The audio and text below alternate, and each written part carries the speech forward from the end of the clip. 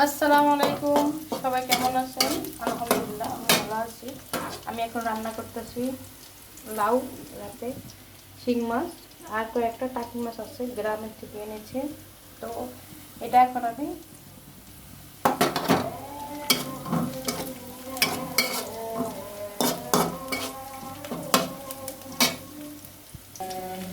লবণ দিয়ে দিচ্ছি, ওখানে আদান দিতে এসারায় হলুদ আর মরিচ দিয়ে দিব। হলুদ মরিচ দিয়ে দিচ্ছি, এখন আমি এটা একটু নেড়ে নিই।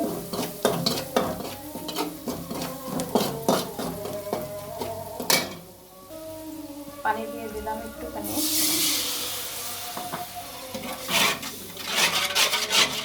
পানিটা ফুটে উঠুক, অল্প গ্যাস আছে যেহেতু পানিটা একটু ফুটুক, তারপর মাছ দিয়ে দেব।